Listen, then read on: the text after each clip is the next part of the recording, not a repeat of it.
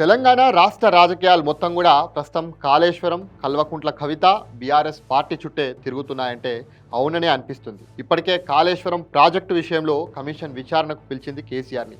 అయితే దీనికి హాజరు కావాలా వద్దా అనేటువంటి తర్జన భర్జనలో పార్టీ అధినాయకుడు కేసీఆర్ తలమునకలే ఉన్నారు. అయితే ఇదే సమయంలో కవిత తన తండ్రి కేసీఆర్కి రాసినటువంటి లేఖ ప్రస్తుతం రాష్ట్ర రాజకీయాల్లో కలకలం రేపింది. ఒకవైపు కాళేశ్వరం, మరోవైపు కవిత ఇష్యూతోటి బీఆర్ఎస్ పార్టీ ప్రస్తుతం డబుల్ ట్రబుల్ ఎదుర్కొంటుందన్నటువంటి చర్చ అయితే సాగుతుంది. అయితే కాళేశ్వరం ప్రాజెక్టు విషయంలో చోటు చేసుకున్నటువంటి అవకతవకలపై విచారణకు హాజరు కావాలని మాజీ ముఖ్యమంత్రి కేసీఆర్ని, అదేవిధంగా మాజీ మంత్రులు హరీష్ రావు అండ్ ఈటల రాజేందర్కి జస్టిస్ ఘోష్ కమిషన్ ఇటీవల నోటీసులు ఇచ్చింది. అయితే కమిషన్ విచారణకు హాజరు కావాలా వద్దా అనేటువంటి మీమాంసలో కేసీఆర్ ఉన్నారని తెలుస్తుంది. ఈ అంశంపైన ఇటీవల ఎర్రవల్లి ఫామ్ హౌస్లో కేసీఆర్ను కలిసినటువంటి హరీష్ రావు కేసీఆర్తో అనేక విషయాలు చర్చించినట్టయితే మనకు సమాచారం తెలుస్తుంది. అయితే ఈ నోటీసులపై తీవ్ర అసహనం వ్యక్తం చేసినటువంటి కేటీఆర్ మేడిగడ్డ బ్యారేజ్ని కాంగ్రెస్ వాళ్ళే బాంబులు పెట్టి కూల్చివేశారనేటువంటి ఆరోపణలు రాజకీయాల్లో ప్రస్తుతం వేడిని పుట్టించాయి. అయితే కేటీఆర్ యొక్క ఆరోపణలను తీవ్రంగా తీసుకున్నటువంటి రేవంత్ రెడ్డి సర్కార్ ఈ విషయంలో సిబిఐ విచారణ కోరేటువంటి ఆలోచన చేస్తున్నట్టయితే మనకు కనబడుతుంది.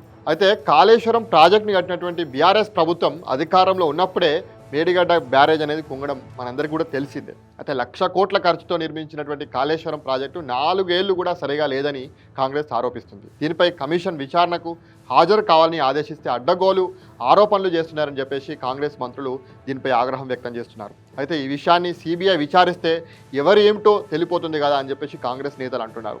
అయితే కాంగ్రెస్ నిజంగా సిబిఐ విచారణకు ఆదేశిస్తే పరిస్థితి ఏమిటన్నటువంటి చర్చ బీఆర్ఎస్ నాయకులు, బీఆర్ఎస్ వర్గాల్లో కూడా జోరుగా సాగుతుంది. అయితే ఈ విషయంలో ఉక్కిరిబిక్కిరి అవుతున్నటువంటి సమయంలో కవిత రాసినటువంటి లేఖ పార్టీ నాయకత్వాన్ని సూటిగా గట్టిగానే తాకింది. రజతోత్సవ సభ, పార్టీలో ఇతర విషయాలపై తన తండ్రి కేసీఆర్కి రాసినటువంటి లేఖలో తెలుగు రాష్ట్రాల్లో ప్రస్తుతం సంచలనం రేపింది. అయితే ఈ లేఖపై స్పందించేందుకు కేసీఆర్ కుటుంబంలోని కీలక నేతలైనటువంటి కేటీఆర్ కానీ, హరీష్ రావు కానీ ఎక్కడ కూడా స్పందించడానికి నిరాకరించడం అయితే ప్రస్తుతం కనబడుతుంది. అయితే బీజేపీకి బీఆర్ఎస్ దగ్గరవుతుంది అనేటువంటి సంకేతాలను రజతోత్సవ సభలో కేసీఆర్ చేసినటువంటి ప్రసంగం ఇచ్చిందనేటువంటి సంకేతాలు పార్టీ క్యాడర్కు వెళ్లాయని ఆ లేఖలో ఉండడం మరీ ఇబ్బందికర పరిస్థితికి బీఆర్ఎస్ని నెట్టేసింది. అయితే ఢిల్లీ మద్యం కేసులో తనను ఇరికించి జైల్లో పెట్టిన బీజేపీని తన తండ్రి ఒక్క మాట కూడా, పల్లెత్తు మాట కూడా అనకపోవడాన్ని ఆమె సహజంగా జీర్ణించుకోలేదని చెప్పేసి అందరూ కూడా అనుకుంటున్నారు. తాను జైలు నుంచి బయటికి వచ్చిన తర్వాత తనను పార్టీ కార్యక్రమాలకు దూరం పెట్టారనేటువంటి అసంతృప్తి కవితలో స్పష్టంగా కనబడుతుందని ఆమె సన్నిహితులు కూడా మనకు చెప్తున్నారు. అయితే ఇటువంటి పరిణామాల నేపథ్యంలో కవిత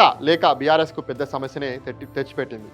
అయితే అమెరికా నుంచి రావడానికి ఒక్కరోజు ముందు ఈ యొక్క లేఖ బయటికి రావడం వెనుక ట్విస్ట్ ఏంటనేటువంటి చర్చ జోరుగా కొనసాగుతున్నది. అయితే జైలు నుంచి వచ్చిన తర్వాత తనకు పార్టీలో ప్రాధాన్యం తగ్గుతున్నటువంటి విషయాన్ని గమనించినటువంటి కవిత ఈ మధ్య చాలా యాక్టివ్ అయిపోయారు. అనేక కీలక అంశాలను ఆమె ప్రస్తుతం మాట్లాడుతున్నారు. అదే సమయంలో అవసరమైతే కొత్త పార్టీ పెడతానని కూడా తన సన్నిహితుల మధ్య ఆమె మాట్లాడినట్టయితే మనకు తెలుస్తుంది.